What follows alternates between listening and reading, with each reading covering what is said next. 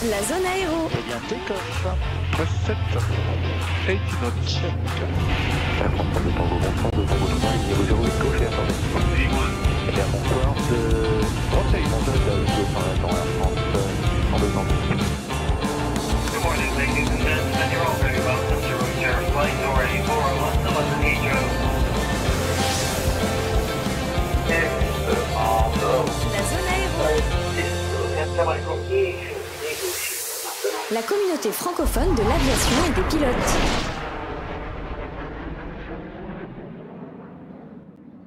Et bonsoir à toutes et à tous, j'espère que vous allez bien. Et Nico, déjà, voilà, Nico il est là. Ah bah, il la joue comme d'habitude. Salut Nico, salut Mathieu.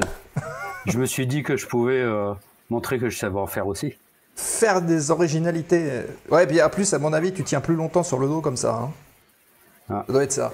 Non mais c'est pour de vrai, regarde les fils. T'as vu? Oui. C'est pour de vrai que je suis à l'envers. Mais on n'en doute pas. Bien, soyez les bienvenus dans la zone aéro. J'espère que vous allez bien, que vous avez passé une bonne semaine. Ravi de vous retrouver pour une nouvelle émission. Vous l'attendez, celle-là. On en a déjà parlé tous ensemble, puisqu'on va voir tout à l'heure un petit peu le contenu en déposant ensemble le plan de vol, voir un petit peu de quoi on va parler ce soir. Et en attendant, soyez bienvenus également à celles et ceux qui nous suivent sur les replays sur YouTube. Évidemment, on vous en remercie. On vous rappelle qu'à J+14, les émissions sont gratuites et accessibles sur YouTube. Donc n'hésitez pas à liker, à poser votre petit commentaire et à poser vos questions aussi à nos invités, puisque si vous n'avez pas eu l'occasion de le faire, eh ben on vous donne cette possibilité. Vous posez votre question, on fait suivre et on vous répond. Pas beau? Enfin, moi je dis que c'est bien. Voilà. Mathieu, Nico, comment est-ce que vous allez, quoi de neuf à nous annoncer?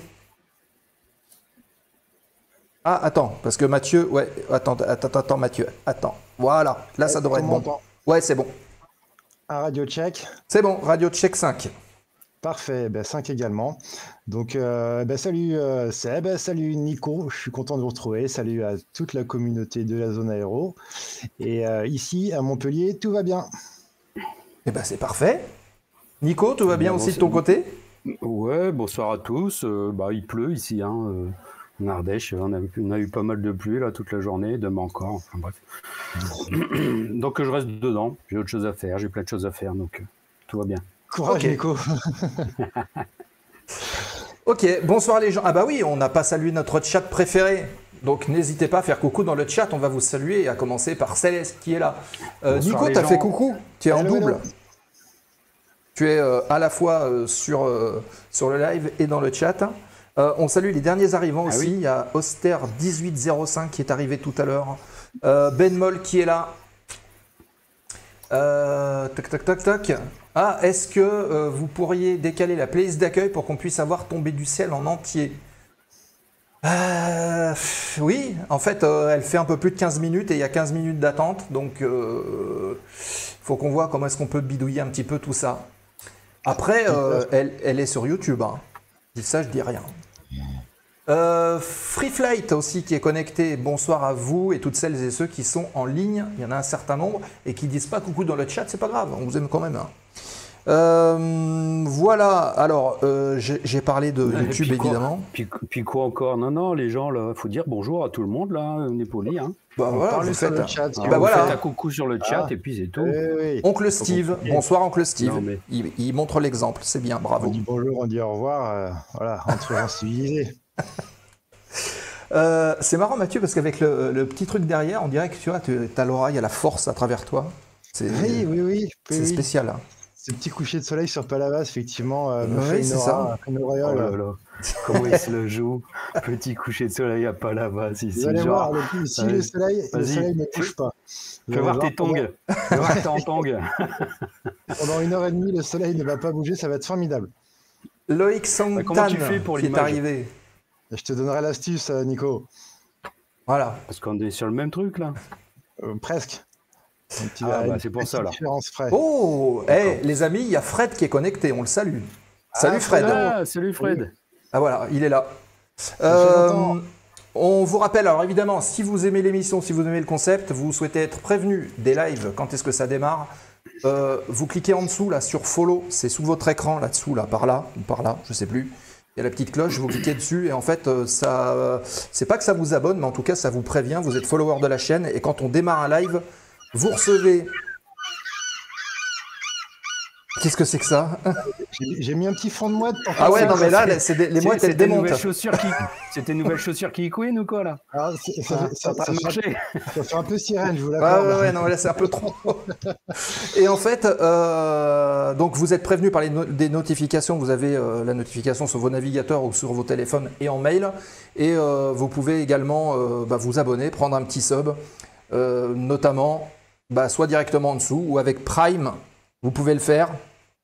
Et d'ailleurs, je crois que j'ai la manip ici. Voilà, je vous l'affiche dans le chat. Vous associez votre compte et vous avez un abonnement gratuit tous les mois. Comme ça, vous n'avez pas de pub puisque les abonnés ont la possibilité à la fois de voir les replays immédiatement pendant 14 jours. Donc ça, c'est un petit plus qu'on vous donne. Hein. Vous faites l'effort de vous abonner par Prime ou autrement. Donc c'est normal.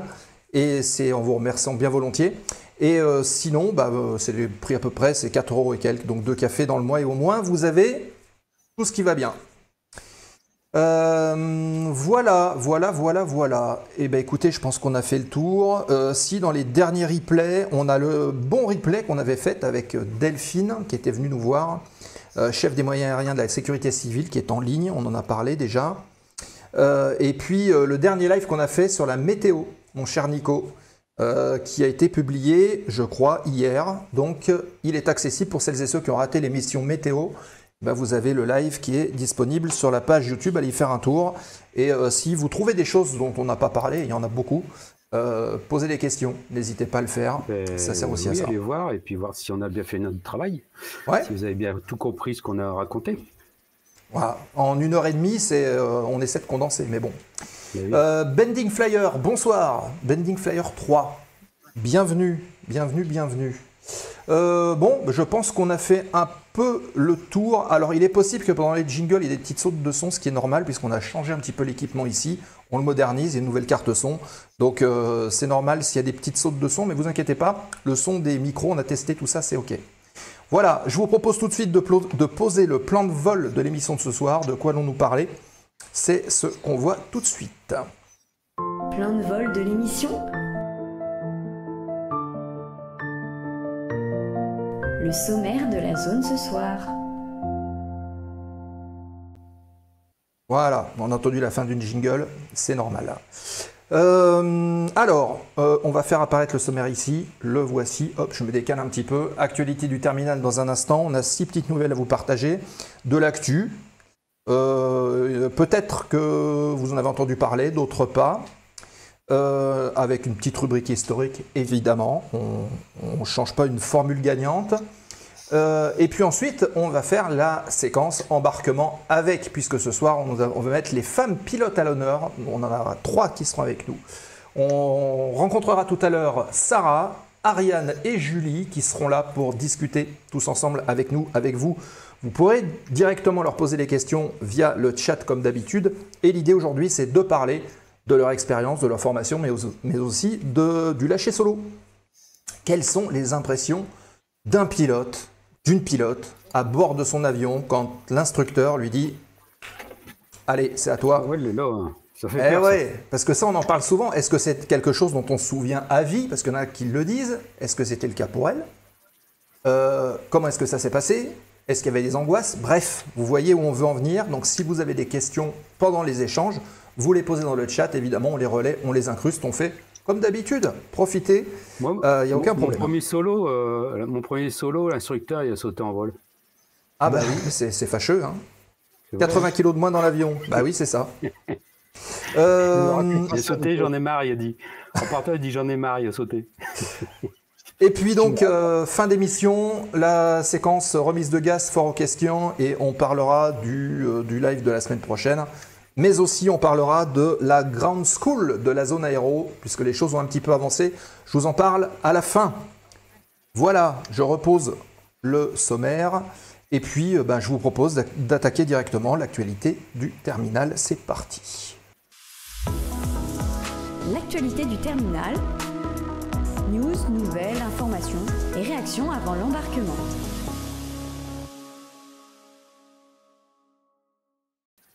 Ok, donc là on n'a pas eu de jingle du tout, mais c'est pas grave, on l'a vu passer. Vous l'avez pas entendu le son? Dites-nous dans le chat, est-ce que vous avez entendu le son du jingle ou pas? Dites-nous. Vous l'avez pas entendu le son? Peut-être. Si, vous l'avez entendu? Ah bah magnifique alors. Ok, c'est peut-être que dans le retour. Bon bah très bien. Et ben ça marche, donc j'ai rien dit. Veuillez m'excuser. Allez, on est parti, on va essayer de faire vite l'actu du terminal J'ai vu ça, c'est incroyable. Ouais, voilà. Alors, frayeur à bord du vol, un vol de United Airlines, le vol 1093, le 1093 qui reliait Denver à Los Angeles. C'était le 16 octobre dernier. C'est un Boeing 737 MAX 800. Alors, 800 MAX 8, je sais pas. Qui a dû se poser d'urgence à Salt Lake City après qu'un objet non identifié ait frappé le pare-brise du pilote. Mais à une haute altitude, 36 000 pieds, ce qui est plutôt pas mal. C'est l'altitude de croisière d'ailleurs. Sous l'impact, la vitre s'est fissurée, qui a légèrement blessé le pilote, mais l'appareil a pu regagner le sol et se poser sans incident. Les images que vous voyez d'ailleurs, qui sont incrustées là, montrent des éclats de verre et des marques de brûlure aussi autour du point d'impact, laissant planer le doute sur l'origine du choc. Des débris spatiaux. Est-ce que c'était une micrométéorite ou bien une défaillance électrique qui a fait exploser le pare-brise? Les experts, ils hésitent encore. Donc la FAA rappelle qu'un tel scénario est quasi impossible, mais il faut savoir que le nombre croissant de débits orbitaux inquiète les autorités. Ça fait déjà depuis plusieurs années. Plus de 25 000 fragments de plus de 10 cm sont en gravitation autour de la Terre, ce qui veut dire qu'à un moment donné, ils vont finir par retomber. Et l'avion, lui, reste immobilisé pour une enquête et l'affaire intrigue déjà toute la communauté aéronautique mondiale parce que si ça commence de se répandre, ça peut poser de sérieux problèmes à la sécurité des vols. Voilà. C'est une attaque extraterrestre, je suis sûr. C'est ça. Ça peut être que ça. C'est probablement ça. Les mecs qui sont dans leur secoupe, ils jettent des cailloux là. Je te donne le numéro de la FAA, tu les appelles? Ouais. Tu leur dis. Et petite précision aussi, l'équipage s'en est sorti vivant avec quelques égratignures et on doit ça beaucoup au fait que les pare-brises sont extrêmement solides. Ils sont en multicouches, donc capables de résister à vraiment de gros impacts et là on l'a vu, le pare-brise a bien fait son boulot quand même. On le voit sur la photo, il manque une partie de la première couche. Pour la grêle. Ouais. Oui, par exemple, c'est capable de prendre des gros grêlons, etc. Absolument. Même des poulets. On tire des poulets à l'air comprimé pour vérifier. Dans les moteurs, cette altitude-là, des poulets. Ah non, mais dans les moteurs ou sur les pare-brises. Dans les moteurs, sur les bancs d'essai, j'ai vu. Sur les pare-brises, j'ai pas vu. Ah, j'en ai vu. J'ai vu des vidéos. Si, dans les pare-brises. Ok. On continue et on va parler d'un gros incendie qui a eu lieu au Bangladesh. C'est un incendie majeur qui a ravagé le terminal cargo de l'aéroport international Hazrat Shah-Jalal, si je parle bien, donc de Dhaka. Et ça a provoqué l'arrêt de tous les vols et ça semait évidemment le chaos parmi les passagers. Le feu est parti près de la porte numéro 8, il était maîtrisé après plusieurs heures d'intervention, mais il y a de lourds dégâts qui ont été constatés dans toute la partie cargo, qui est le centre névralgique du fret bangladais.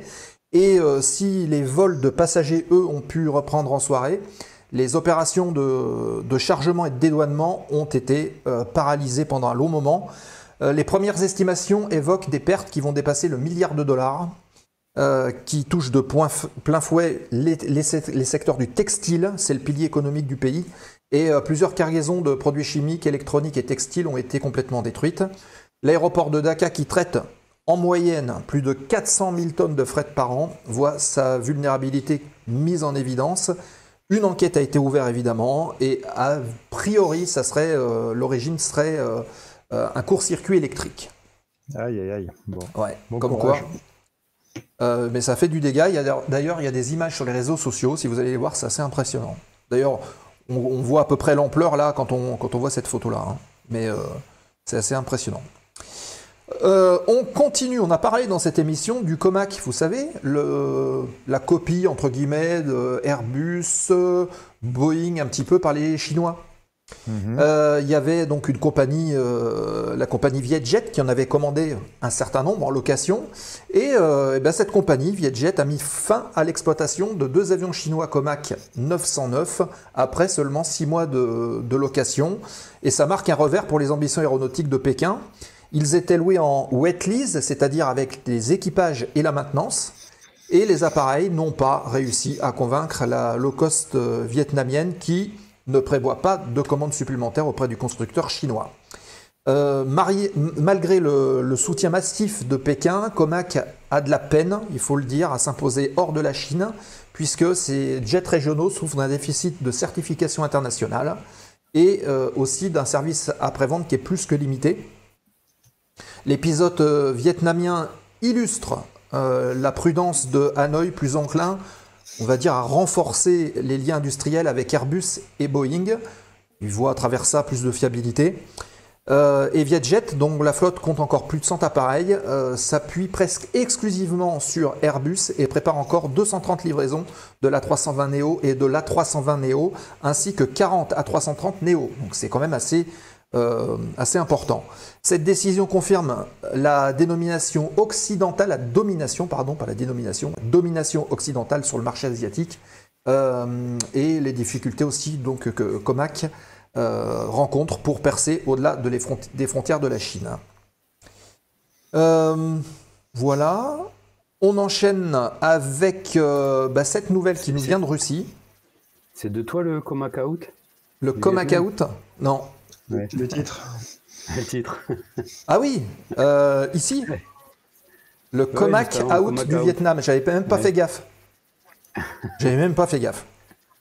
Alors, oui, l'A320, donc un Airbus A320 qui devait relier Saint-Pétersbourg à Bakou, a effectué un atterrissage d'urgence dans sa ville russe de départ en raison d'un dysfonctionnement de son train d'atterrissage. Donc c'est l'agence d'État RIA Novosti qui rapporte l'info en citant donc les services d'urgence, et en revenant à terre à l'aéroport de Pulkovo, l'appareil a même fait une sortie de piste, mais heureusement aucun des 162 passagers à bord n'a été blessé, selon cette même source. L'aéroport donc de Saint-Pétersbourg a confirmé sur Telegram que ce vol à destination de Bakou avait atterri en urgence à 3h40, donc c'est à peu près 0h40 UTC. Sans communiquer d'ailleurs sur le modèle de l'appareil impliqué, et a brièvement interrompu son trafic aérien. Et on n'en a pas trop entendu parler dans les médias d'ailleurs. Hein. Souvent on entend parler de ce genre de choses, mais là, pas beaucoup.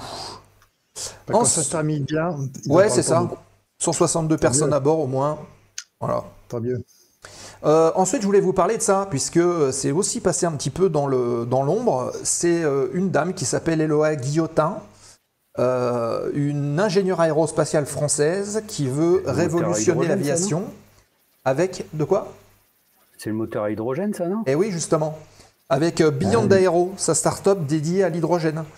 Face à l'inertie, hein, qui est quand même assez importante du secteur et aux limites de l'électrique qu'on connaît tous aujourd'hui, elle a levé 20 millions de dollars pour concevoir un avion à zéro émission. Le prototype déjà testé affiche 1600 km à peu près d'autonomie, soit 5 fois plus qu'un appareil électrique classique, tout en ne rejetant que de la vapeur d'eau. L'équipe, elle n'a rien inventé, elle a combiné des batteries, piles à combustible, des moteurs certifiés dans un design un petit peu inédit. Vous voyez que la vue, il a une forme quand même un peu originale. Et ce pari audacieux pourrait transformer le secteur responsable de 2% des émissions mondiales.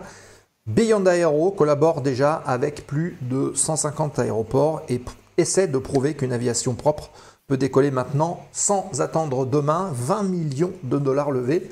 Maintenant, la question c'est, il va peut-être falloir réussir à produire de l'hydrogène de manière pérenne pour que tout ça puisse prendre le bon cap et puis que ce soit exploitable. Hein. Mais on avance quand même. Hein. Ouais. Maintenant, sur la technologie hydrogène, oui. Maintenant, encore une fois, c'est une question de production de l'énergie en amont. Hein. Ce qu'il faut voir. Ouais, mais voilà, il y a de la recherche dessus et Ah oui. il y a des choses qui sortent. Je trouve ça intéressant. À suivre. Yes. Et puis on va terminer par le petit clin d'œil, on va dire historique, puisqu'on va se reporter en 1909, le 22 octobre 1909. qui marque une date historique, et ça tombe bien puisque c'est une émission consacrée aux femmes pilotes ce soir. Et bien pour la première fois, une femme pilote seule à bord d'un aéroplane, l'ancêtre de l'avion. C'est une actrice française, elle s'appelle Élise de Roche. Elle est un peu connue, plus connue sous le nom de la baronne Raymonde de la Roche, qui relève cet exploit sur un biplan voisin. Donc voisin, c'est pas à côté, c'est la marque, entre guillemets. Sur l'aérodrome de Bouy, près de Châlons-en-Champagne. C'est une élève de Charles Voisin et elle apprend alors les bases de pilotage dans l'espoir d'obtenir son brevet. Et ce jour-là, sans prévenir, elle prend l'initiative de décoller seule à bord et elle effectue un vol d'environ 300 mètres à 5 mètres d'altitude. Petit lâcher, on va dire. Hein. Regard stupéfait de l'instructeur et d'un journaliste qui était ici, un journaliste anglais. Elle prouve une maîtrise impressionnante pour une débutante et ce vol audacieux va faire d'elle, quelques mois plus tard, la première femme au monde brevetée pilote d'avion. Donc rendez-vous compte, c'était en 1909. Voilà. Quelle coïncidence que ça soit arrivé un jour comme ça. Ben voilà. Le sujet de ce soir. Eh ben, comme quoi, tu vois, il n'y a pas de hasard. Et non. Comme tu disais, Seb, donc c'est un avion voisin qui était construit par les frères voisins. Ils étaient 2 frères voisins. Et pour ceux que ça intéresse et ceux qui connaissent, je conseillerais de regarder l'histoire de l'aviation de Daniel Costel. Donc c'est un vieux documentaire des années 70, mais dans lequel il y a des interviews de gens, notamment d'un des 2 frères voisins. Donc voilà, qui a eu lieu dans les années, une interview qui date des années 60. D'un des 2 frères voisins. Donc, un des 2 voisins. Voilà. L'histoire de l'aviation, une référence à avoir dans sa vidéothèque. Oui, et puis vous pourrez voir justement à quoi ressemblent les avions, parce que c'est vrai que c'est assez curieux là, avec cette espèce de volant au milieu là. L'aéroplane. C'est ce qu'on appelait les cages à poules. Voilà. Écoutez les amis, si vous avez des réactions, n'hésitez pas à le faire dans le chat, sans aucun problème. Et puis, il est temps pour nous de retrouver nos invités, puisque ce soir, c'est une émission consacrée aux dames. On a le plaisir de les recevoir et de parler avec elles de leur expérience, mais aussi de la partie lâcher solo. Donc, on va leur donner la parole et on va les retrouver tout de suite. C'est la séquence embarquement avec le lâcher solo et 3 invités ce soir.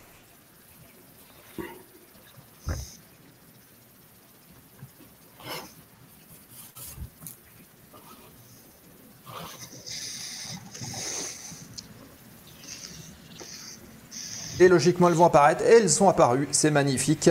Ouais. Bonsoir, là, mesdames. T'as fait fort. T'as fait fort. Alors, pour inviter les drôles de dames sur le plateau. Ouais, c'est ça. Moi, je dis chapeau. C'est ça. Ariane, je pense qu'il faut que tu démutes ton micro. Voilà, c'est bon, c'est fait. C'est magnifique. Bonsoir à toutes. Et bienvenue. Merci de votre présence dans la zone aéro. Ça fait très plaisir. Alors, on va faire de la gauche vers la droite et de haut en bas. Donc, Sarah, Ariane et Julie. Eh bien, mesdemoiselles, je vous propose de faire on va faire un petit tour de table, histoire que vous puissiez vous présenter, si vous le voulez bien. Et puis, en 30 secondes, 1 minute, chacune à votre tour, vous nous dites qui vous êtes, ce que vous faites, ce dont vous rêvez, peut-être dans l'aviation. Et puis, comme ça, déjà, on vous connaît un petit peu mieux. OK ? Allez, qui est-ce qui veut commencer ? T'as plus le chrono, Seb, en 1 minute? Non, parce qu'après ça va faire 3 minutes, ça fait trop formel. Quand on en a qu'un, oui, mais là il y en a 3. Et on n'est pas pressé, donc il n'y a pas de problème. Qu'est-ce qui s'y colle? Un format libre. J'ai envie de dire les dames d'abord, mais c'est compliqué. Bah oui. Allez, on y va. On va faire Sarah, Ariane et Julie. Voilà, comme ça on fait dans l'ordre. Allez, hop. De gauche à droite et de haut en bas. Voilà. Ok, je commence. Sarah Merabé, donc élève pilote à l'aérodrome de Toulouse, Lasbord. Donc je suis actuellement élève pilote et j'ai commencé ma formation depuis à peu près fin octobre de l'année dernière et donc dans le but d'obtenir mon PPL-A. Super. Bon. Merci Sarah. Ariane? Bonsoir à tous. Donc, merci pour l'invitation. Ça me fait plaisir d'être là pour échanger avec vous ce soir. Donc, moi, c'est Ariane. J'ai 31 ans. Je suis ingénieure de formation et moi, j'ai découvert l'aéronautique sur le tard en 2020 pendant un baptême que j'ai fait en Cessna. Et ensuite, du coup, c'était le coup de cœur. Donc, je me suis inscrite pour passer mon CPL.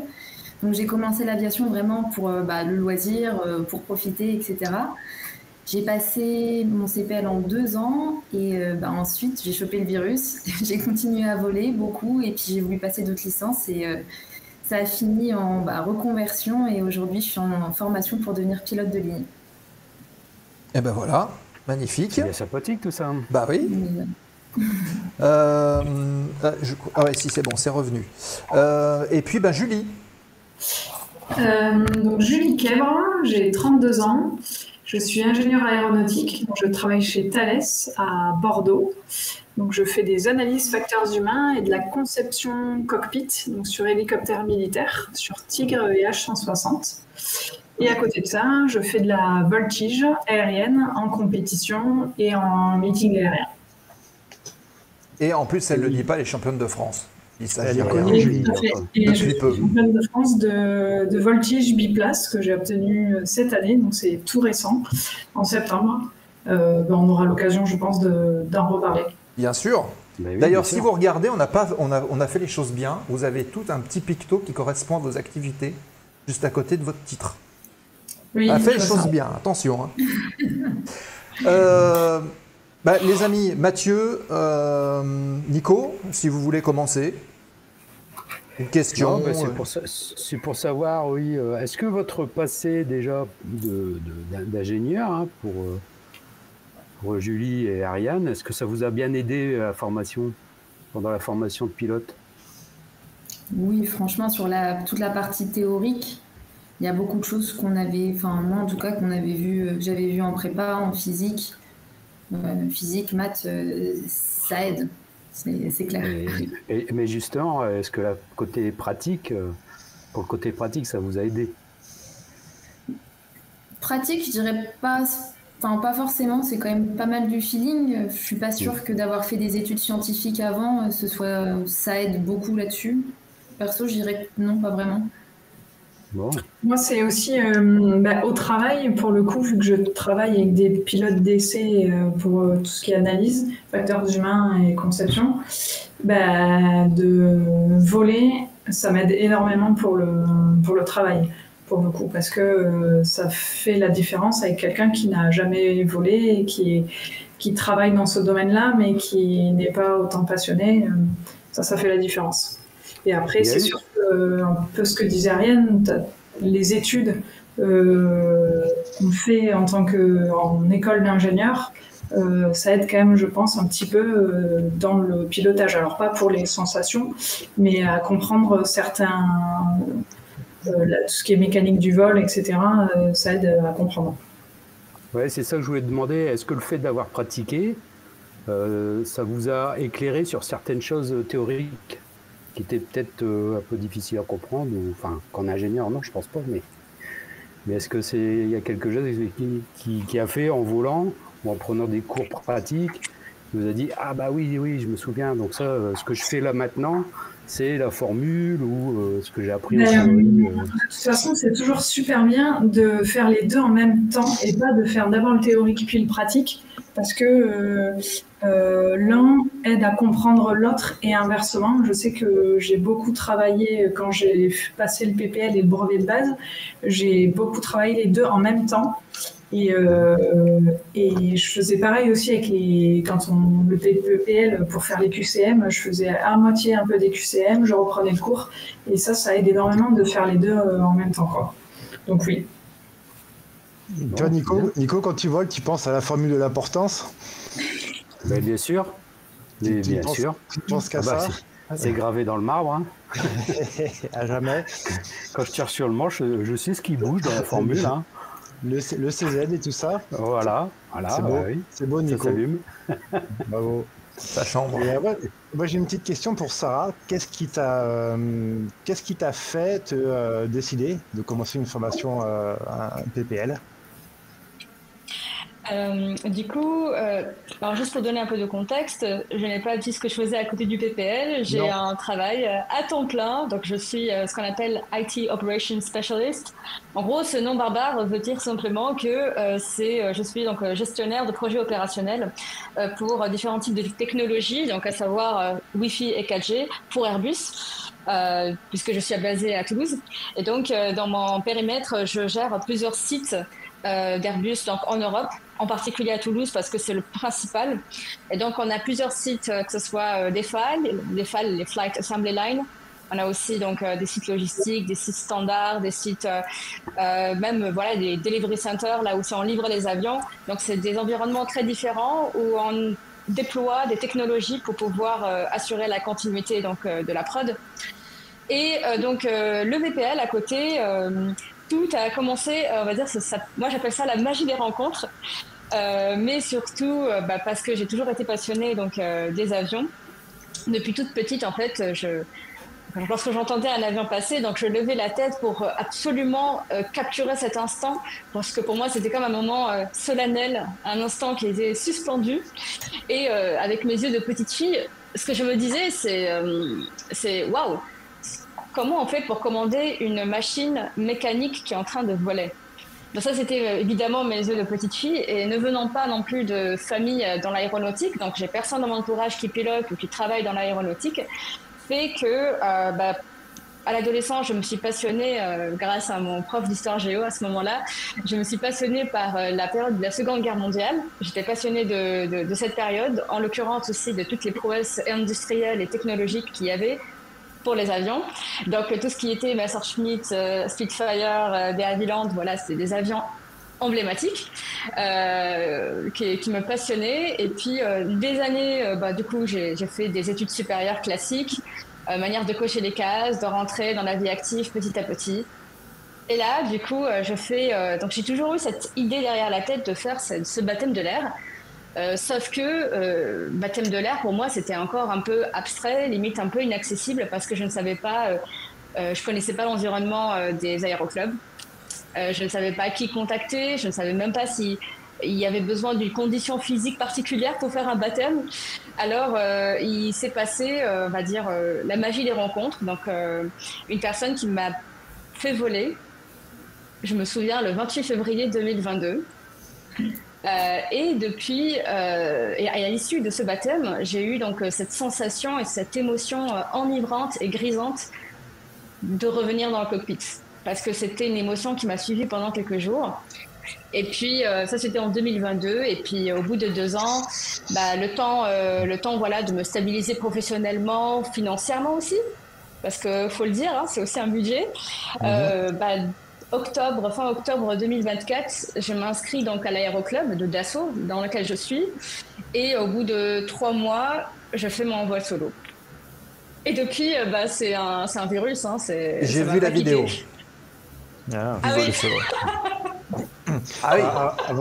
Avant d'en arriver peut-être au vol solo en lui-même, est-ce que vous pouvez toutes les trois, là, chacune l'une après l'autre, nous décrire un peu déjà votre formation en termes de cadence, parce que c'était, à quel intervalle c'était, et globalement l'investissement que vous avez eu. Je commence. Allez.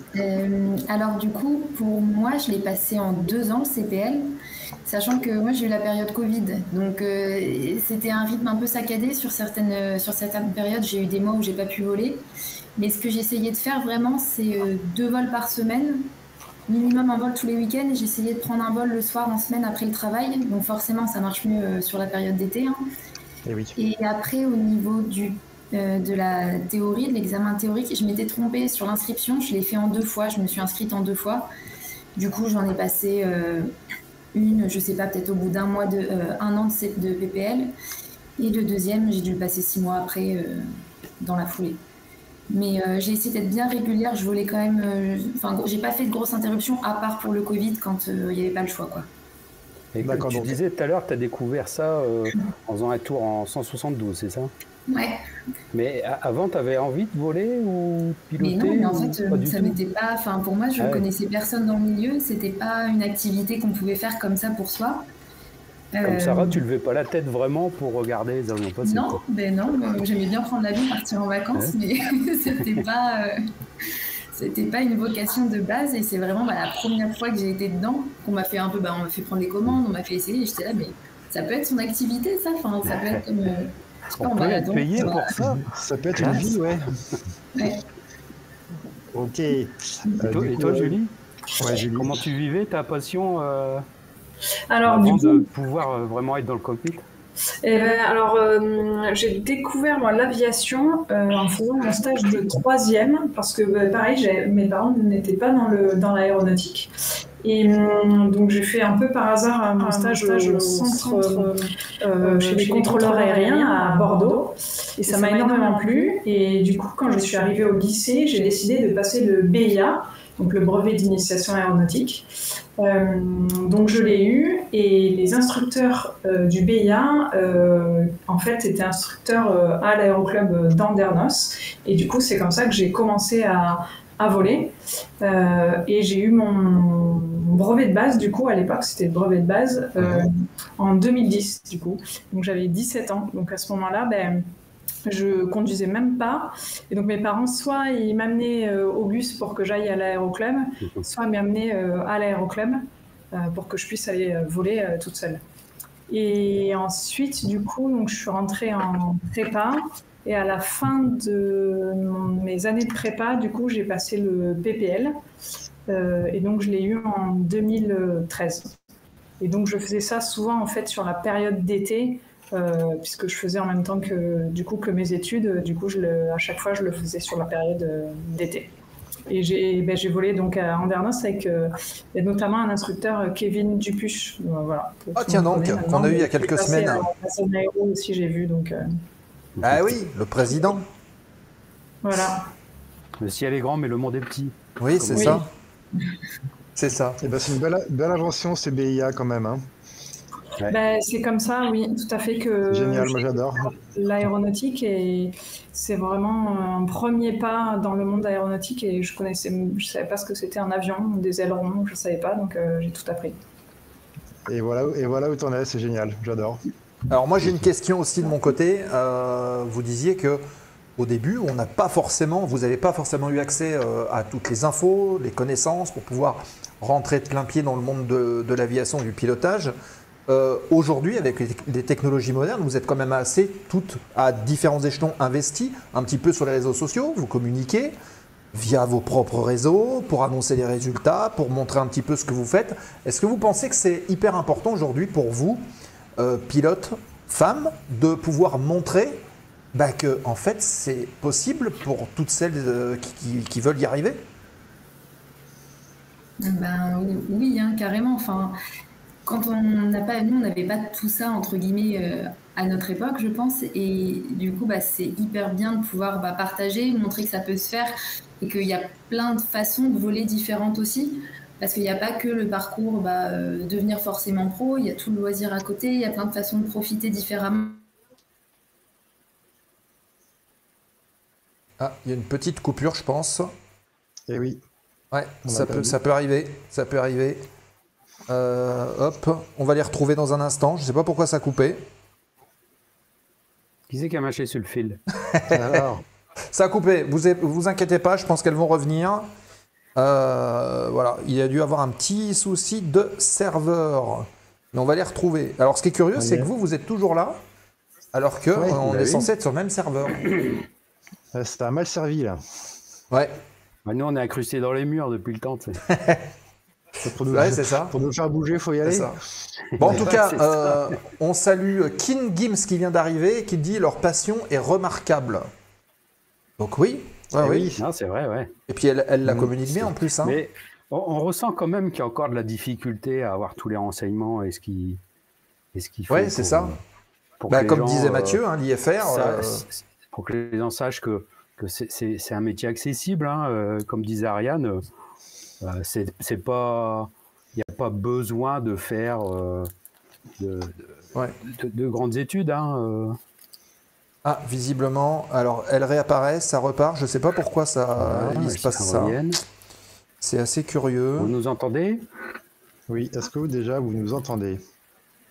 Là, je vois que il y a des cadres qui arrivent. Est-ce que ça marche? Bon, on va attendre. Normalement. Je vois pas pourquoi ça marchait bien, puis tout d'un coup ça saute. C'est curieux. Oui, c'est dommage, on était vraiment bien partis. Bah ouais. Tu as des messages d'elle là sur je sais pas, Non, WhatsApp, non, là j'ai rien. Non, ça veut dire que. Non, peut-être qu'elles essaient de se reconnecter. Et est-ce que ça marche ou pas? Ou au pire, dans le chat, parce que je crois qu'elles étaient connectées. Ah, voilà. Ça y est, je crois que c'est revenu. Ah. Je pense que c'est le serveur qui doit... Laquelle des trois a marché sur le fil? Non, aucune. Ça y est, tout le monde est là. Voilà, c'est bon, c'est revenu. Qui c'est qui a marché sur le fil? Ben, c'est bien, nous on était là, on a discuté entre nous, en attendant que vous reveniez, donc c'est tout bon. Voilà. Donc on reprend où on en était alors. Ariane, tu nous disais. Moi, je vous disais, oui, j'aime bien partager tout ça, du coup, pour donner envie aussi à d'autres personnes de se lancer, montrer que c'est faisable et enfin voilà, juste donner envie aussi aux autres de faire. Ouais. Sarah, justement, avec toi, tu as déjà emmené des gens avec toi pour leur faire découvrir? Ah oui, j'ai fait plein de baptêmes, et puis j'échange pas mal, on me pose pas mal de questions aussi sur comment se lancer, le parcours, comment faire, et c'est toujours un plaisir de répondre. J'essaye de répondre au maximum en tout cas. Ça marche bien en tout cas. Je vois qu'il y a beaucoup de gens qui suivent de manière assez assidue, donc bravo. Sarah, toi tu as posté la vidéo de ton premier solo, c'est venu comment? C'est quelque chose que tu avais prémédité? Pas du tout. Non. Alors, l'idée m'est venue parce que, comme je ne viens pas d'une famille qui est dans l'aéronautique, on n'a pas le son de Sarah. Et lorsque j'ai dit donc à mon entourage, à ma famille que j'ai commencé à faire des vols pour apprendre à voler, pour eux c'était un peu abstrait. Ils n'arrivaient pas à matérialiser cela. Alors j'ai eu la bonne idée de me dire bon, et si je mettais ma GoPro sur le copain, voilà, directement collé à la verrière, et en plus de ça, j'ai même la possibilité de mettre la chanson que je veux. Donc, ah oui. Je me dis mais c'est génial en fait. Alors à la base cette vidéo, je voulais la laisser en privé, donc juste envoyer le lien en privé avec des proches. Et puis, je sais pas, je me suis dit, et si je la mettais en public, après tout, si ça va pas, il n'y a pas de problème, je peux la retirer. J'ai eu également l'approbation de mon aéroclub ainsi que de mon instructeur parce qu'il apparaît à la fin de la vidéo et il m'a dit oui, pas de problème. Et du coup, je l'ai posté et j'ai été très surprise de tous les retours très positifs que j'ai eus, notamment des personnes qui ont eux aussi fait leur vol solo et qui s'en rappelaient encore après des décennies. Ça m'a fait plaisir en fait de me dire que waouh, on partage tous du coup cette sensation qui est unique parce qu'on la découvre que si on s'y met. Ouais. Voilà. Donc ton instructeur c'est le monsieur qui transpirait à la fin de la vidéo, c'est ça? C'est ce qu'on a vu. On parle du même. D'accord. Oui. Ok. Meilleur instructeur de France. Et Julie, toi, au-delà des résultats, on te voit aussi souvent en train de faire des figures. Et d'ailleurs, on a vu des vidéos aussi de meetings. Oui, tout à fait. En effet, j'essaye de partager un peu des vidéos de voltige, de montrer que l'aviation, c'est aussi ça. Il n'y a pas que le côté pro, il y a aussi, du coup, on peut en faire en loisir et on n'est pas obligé de toujours faire que des navigations. On peut aussi faire de la voltige et d'apprendre un peu à maîtriser parfaitement ou du moins du mieux qu'on peut son avion dans les 3 dimensions. Et en effet, du coup, je fais aussi des meetings aériens en plus des compétitions. Et en fait, j'aime bien montrer l'avion au public et je suis encore plus contente quand je sors de l'avion et que le public me fait coucou. C'est vraiment une sensation qui est super. Et au dernier meeting de cette année que j'ai fait, le meeting de Brive-la-Gaillarde, du coup, il y a beaucoup de jeunes filles qui sont venues me voir parce que justement je suis une femme et que du coup elles sont encore plus à même de venir me voir, et je vois beaucoup de parents qui viennent et qui disent regarde à leur fille en fait, qui leur disent regardez, c'est une fille, elle pilote, et souvent elles sont assez émerveillées. J'essaie de les faire monter dans l'avion, elles sont tout le temps hyper gentilles, hyper contentes donc je suis contente de leur faire partager ça. Bravo à vous en tout cas. Julie, quand elle revient de vol. Alors, faites coucou à Julie quand elle revient de vol. Oui. J'essaye de faire toujours coucou au public, ils adorent ça, ils sont super contents. Donc, Bah, Sarah et Ariane aussi, hein, ça n'empêche pas. Hein. Il y a peut-être moins de monde. Ah, on ne sait pas. On va rentrer dans le vif du sujet parce que justement on parlait de lâcher d'impression et c'est bien parce qu'on commence de parler de sensations et de ressentis, de voir les gens, les échanges avec les gens. J'aimerais qu'on refasse le petit tour de table de tout à l'heure et que vous nous expliquiez, alors pour ça on a vu la vidéo, mais allez un peu au-delà de la vidéo et que vous nous expliquiez un petit peu comment vous êtes arrivé à votre lâcher. Dans quelle humeur vous étiez au moment du lâcher? Est-ce que vous angoissiez? Est-ce que vous angoissiez pas? Pour Julie, je parle aussi du lâcher voltige, parce que la première fois qu'on va faire une série tout seul, mais je suis passé, je m'en souviens. Donc, comment est-ce que vous avez vécu tout ça? Et quand vous êtes monté à bord, que la verrière s'est fermée, vous vous dites, bon bah là, il n'y a plus le choix. Comment est-ce que vous l'avez vécu? Est-ce que c'était une surprise? Est-ce que c'était prévu? Ouais. Vous l'attendiez. Est-ce qu'il l'a joué en douce, en descendant, sans le voir, là, tac? Comment ça s'est passé? Allez Sarah, on commence.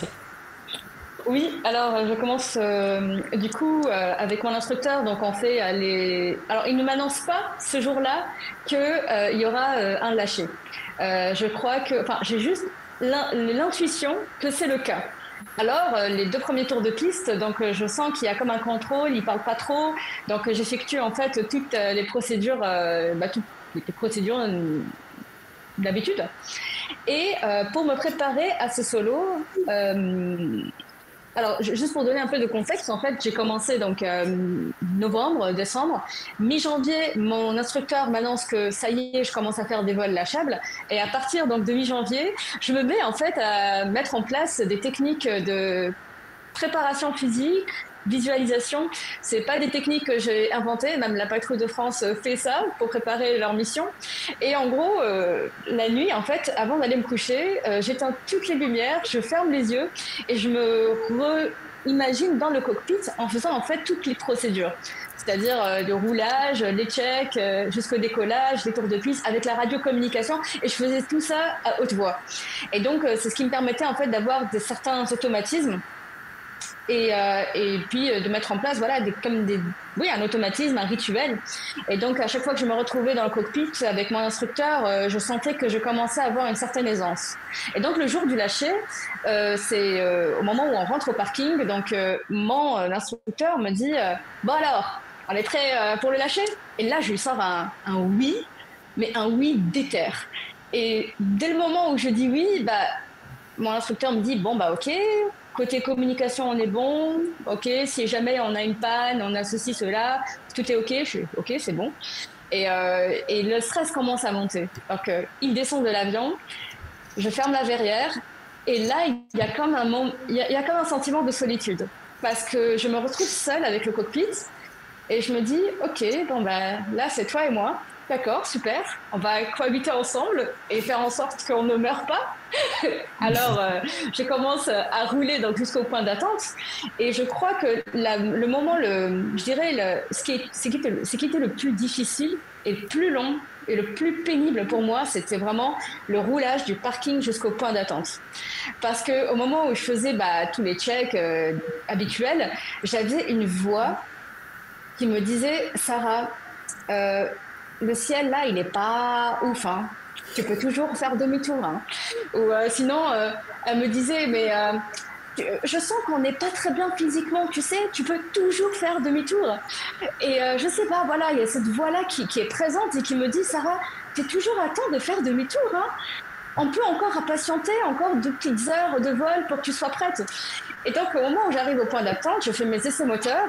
Et dès le moment où je dis à la tour, ça y est, je suis en point d'attente, je suis prête, j'ai la tour qui me dit, voilà, Delta Bravo, alignez-vous et décollez. Et je crois que le fait que la tour me dit ça, je me suis dit, ça y est, il n'y a pas de tour en arrière, tu as signé, tu dois y aller. Et donc là, je m'aligne sur la piste. Et puis voilà, dès que j'ai mis les gaz, en fait, autant avant j'avais cette boule au ventre, autant au moment où j'ai mis les gaz, j'ai senti en fait le vrombissement du moteur et voir l'hélice comme ça tourner à pleine vitesse. C'est comme si en fait ça avait dissipé toute l'angoisse que j'avais là dans le ventre. Et après, ça y est, quoi. Je pense que ça se voit même sur la vidéo. Je suis toute heureuse. T'as été voir un médecin pour la petite voix ou non? Je suis... T'as été voir un médecin pour la petite voix? T'as été voir un médecin, non? Je continue à le voir. Non mais oui, c'est vrai que c'est très bizarre parce que je me suis retrouvée... Donc c'est pour ça que je parlais de sentiment de solitude. C'est que, voilà, c'est moi et l'avion, on est en intimité, il n'y a que tous les deux, et je ne sais pas pourquoi, voilà, il y a cette voix qui vient et qui me dit et si on faisait demi-tour Et en fait, quand tu as mis les gaz, tu ne pouvais plus reculer, en fait. C'est pour ça. Ah non, là, c'est terminé. Là, j'ai signé. Ouais, j'espère que j'ai des élèves qui t'écoutent, parce qu'au moins, en termes de mentalisation, au moins, ils auront la recette, là. Donc, prenez-en de la graine, les amis. Il y a même un livre qui a été écrit par un pilote de chasse, je ne me souviens plus de son nom, mais qui parle justement d'une préparation mentale. Voilà, moi j'avais une technique qui n'était pas du tout professionnelle ni rien, hein, donc c'était ma technique à moi qui a très bien marché. Et puis c'est juste, voilà, s'il y en a à qui ça peut inspirer, tant mieux. Bah d'ailleurs, Fred le dit, la mentalisation c'est le meilleur moyen pour progresser en instructeur qu'il est, donc voilà, c'est clair. Merci Sarah pour ce petit témoignage. En plus, tu le partages avec tes tripes, donc c'est bien. Ariane, toi, quelles ont été tes sensations? Comment ça s'est passé? Eh ben, moi, je m'y attendais pas du tout. On n'en avait jamais parlé avant. On n'avait pas dit à tant d'heures, à ceci, à cela. Moi, je suis venue faire mon cours normal. Et pareil, il faisait beau, donc on a fait 2 tours de piste, nickel, et il a parlé moins que d'habitude, donc c'est comme ce que Sarah a dit, je me dis c'est peut-être la technique, un indicateur finalement. Ouais. Et du coup, au bout de 2 tours de piste, je pose, tu me dis incomplet, puis il me dit retour au parking. Alors moi je commence à râler, je lui dis mais on vient de commencer, on continue quand même, enfin je suis en forme. Et il me dit non, il me dit dépose-moi au parking. Du coup, je le regarde, je comprends pas tout de suite, et puis après, je fais ah, je pars toute seule. Il me fait bah, tu le sens? Je fais oui. C'était en quoi? C'était en TB10? Non, c'était en PA28. En PA28, d'accord. À Péronne, je l'ai fait à Péronne. Quelle immatriculation? Fox Golf Juliette Delta Charlie. On se souvient toujours de l'avion sur lequel on a été lâché, c'est fou. Ah oui. Ouais. Continue, vas-y. Et du coup, donc, au parking, il me dit t'as des questions? Moi, non, je pars, pas de souci. Arrivé au point d'attente, je me dis est-ce que je dois refaire mes essais moteurs? Je sais pas, je suis bon, dans le doute, je les refais. Et je pars, mais en confiance. Et moi, ce petit moment de solitude, je pense, comme tu dis, je l'ai plutôt eu en vente arrière. Je me suis dit c'est bien, je suis en l'air, maintenant, il faut redescendre. Et dans les sensations que j'ai eues, je me souviens, c'était le silence. J'ai trouvé que c'était hyper calme parce que c'est un terrain qui est en auto-info. Donc j'étais toute seule, pas d'instructeur qui parle non plus. Donc c'était vraiment silence de moi. Et puis après, donc j'ai continué, ça se passait bien. Puis pareil, en finale, je me dis, mais il m'a dit de faire un seul tour ou je peux faire plusieurs tours? Donc je me suis dit, bon, pour le doute, je repars, je refais un deuxième. Du coup, j'ai fait 2 tours et puis après, je suis rentrée et voilà. Ok. Ah, Péronne. L'aérodrome qui fait peur. Je me suis retrouvé en TB20 coincé là, entre 2 fronts. Là. Il y avait de la pluie, des nuages bas. C'est le nord. Hein. Il y avait les vieux bâtiments, l'aéroclub avec la vieille tour ou je sais pas quoi, là, avec les rideaux déchirés, les autocollants des années 70 et tout. Il y a un mannequin dans la tour. Pour faire croire qu'il y a quelqu'un. C'est pas un mannequin, faut pas y aller. C'est un fantôme. Faut pas y aller. Formidable, Péronne. Ah, Péronne, c'était sympa. J'ai fait des belles farces à mes élèves à Péronne. Julie, toi, tu as 2 lâchers à nous raconter. Le premier lâcher avion, on va dire classique, et puis le deuxième, c'est celui en voltige. Oui, tout à fait. Mais du coup, donc, mon premier lâcher avion donc, pour mon brevet de base, donc j'avais 17 ans. Et alors moi, c'était un moment que j'attendais. J'en avais marre un petit peu que l'instructeur soit à côté. J'étais quand même assez impatiente de faire mon premier lâcher. Et l'instructeur, il m'avait dit, cette fois-ci, je le savais, j'y attendais, il m'avait dit, ça s'est bien passé les derniers vols, donc la prochaine fois, si tu voles bien, ça sera ton lâcher. Et donc ce jour-là, on avait prévu de voler en soirée, du coup, donc c'était en été, en 2010, du coup. Et donc on était plutôt le soir pour que ça soit pas turbulent, assez calme, qu'il n'y ait pas grand monde. Et du coup, c'était le soleil se couchait. Et mes parents étaient venus aussi. Et donc, on est partis tous les deux d'abord faire 3 tours de piste.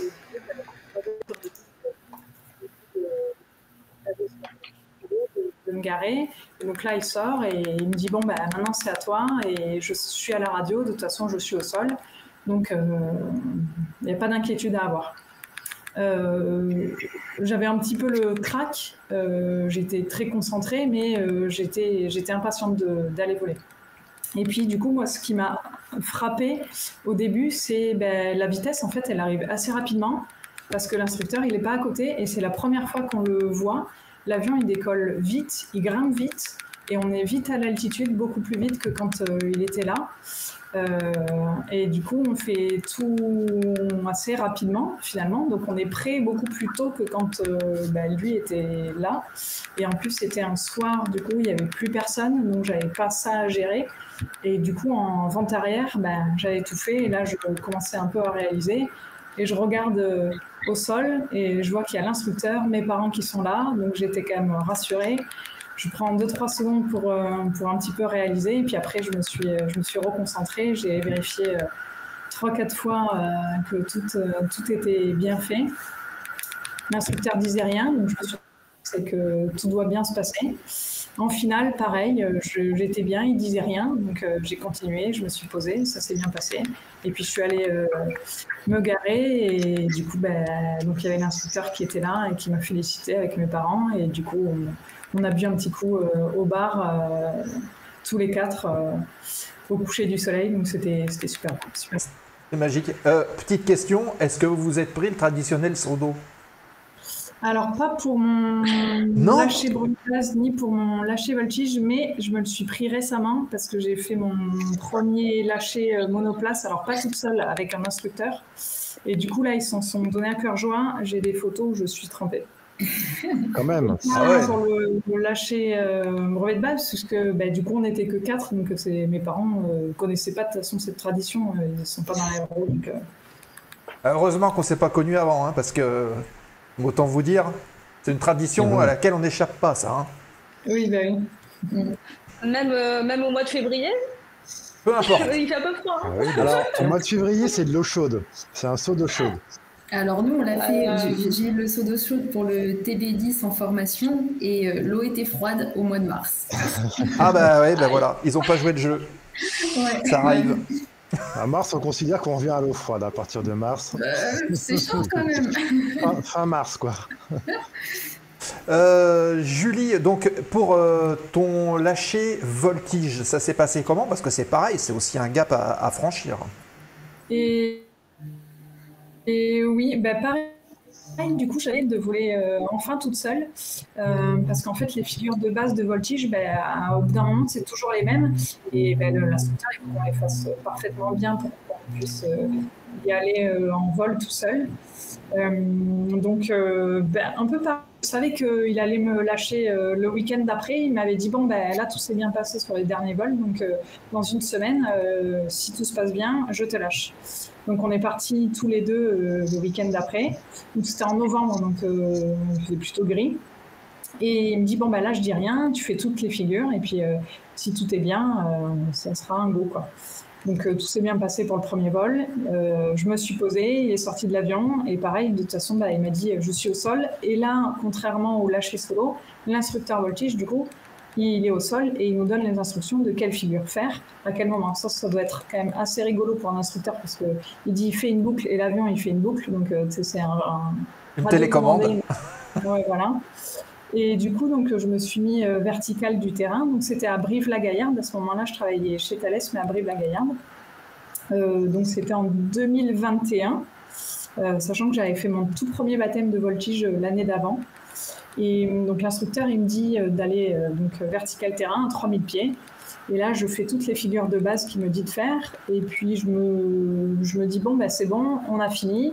Là, il me dit, à quelle altitude tu es ? Je me trouvais un peu bas. Bon, je n'étais pas très bas au final, mais quand c'est ton premier vol solo, tu as toujours l'impression d'être un peu bas, surtout en voltige.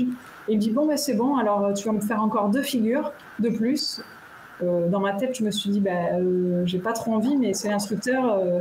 il est chevronné, il sait ce qu'il dit, donc je l'ai fait et il avait totalement raison de me pousser un petit peu. Et après, du coup, je suis revenue me poser et quand je me suis posée, il m'attendait avec une bouteille de vin pour qu'on la boive tous ensemble à l'aéroclub. Donc, c'était... Voilà. Et puis pareil, c'était un moment que j'attendais et donc j'étais pas forcément stressée, mais c'était aussi du soulagement parce que du coup, en voltige, on passe un peu dans une autre catégorie. Voilà, donc c'était aussi du soulagement. Et tu avais déjà volé sur des avions à train classique? Excuse-moi Ariane, je te redonne la parole juste après. Oui, j'ai volé avant sur Piper du coup, pour 2 raisons. Déjà parce que c'est un super avion, qui coûte pas très cher, qui est vraiment agréable à piloter, et aussi parce que ça permet de faire du train classique avant de faire du Cap 10, qui est quand même un avion qui coûte plus cher, et donc ça permet de savoir faire du train classique avant de faire du Cap 10. D'accord. Vas-y Ariane. Et je me demandais, tu fais du monoplace en voltige? Alors du coup, depuis cette année, je me suis qualifiée en monoplace. Donc j'ai eu une fois que tu as plus de 70% à la compétition, tu es qualifié pour le monoplace. Donc j'ai eu plus de 70% à mes 2 compétitions nationales. Donc l'année prochaine, je peux faire du monoplace. Voilà. Mais du coup, mon premier challenge, ça va être de trouver des sponsors parce que le monoplace, tu sais bien, mais c'est une Formule 1 des airs et du coup, ça coûte de 2 à 4 fois plus cher. Donc, ça va être mon premier challenge, ça va être de trouver des sponsors avant toute chose. Un petit défi, gros défi. Ouais. Le plus dur, ça va être de trouver l'argent que d'apprendre à voler. Ouais, c'est le problème, c'est l'argent et le nerf de la guerre. Je rappelle que le chat peut poser des questions. Vous faites comme Alexis Flo qui vient de poser cette question. Alors je l'incruste, mais elle est tellement longue que du coup elle ne tient pas dans la truc. Donc je vais la lire. Alors cette question, elle est orientée pour toi et puis après Ariane et pour tout le monde après. Que penses-tu de Saint-Yan, donc les bimoteurs, la météo, etc. Est-ce qu'il y a une grande différence avec les TB10 ? Du coup, Saint-Yan, la météo, il y a beaucoup de brouillard à Saint-Yan.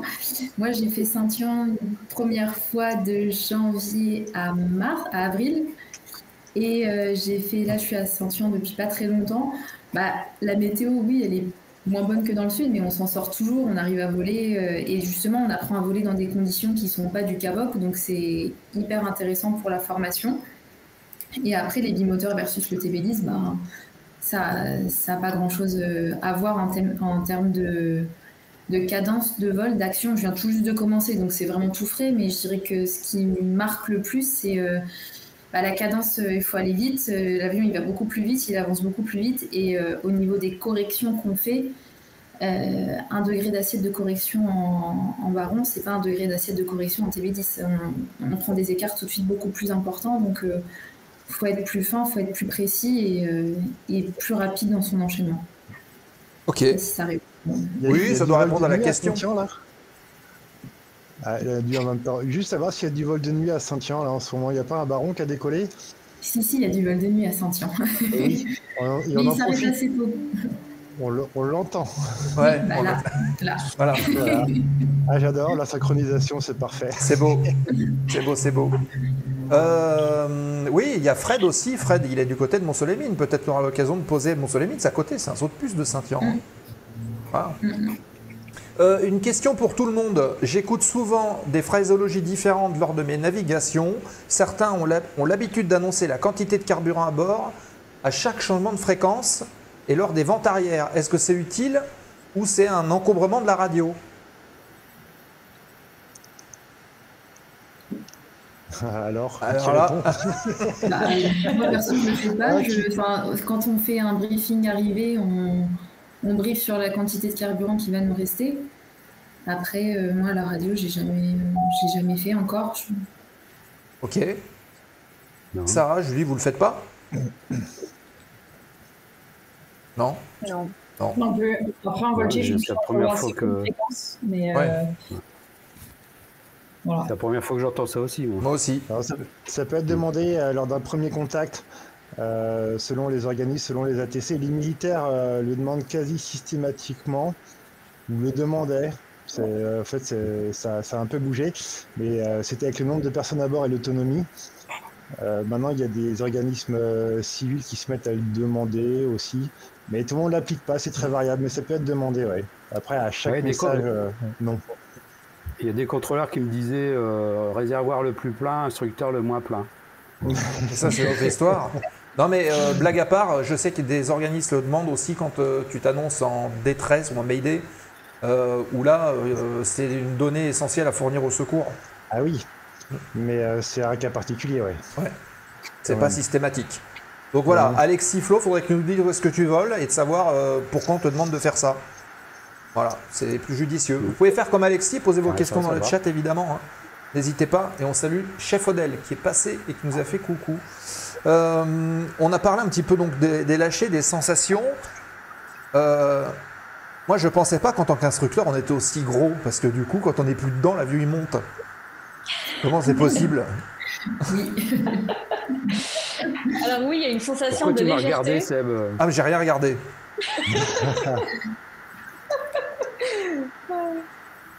C'est une sensation de légèreté et surtout c'est la toute première fois qu'on vole tout seul, donc c'est vraiment la première chose qu'on voit, quoi, qu'on remarque.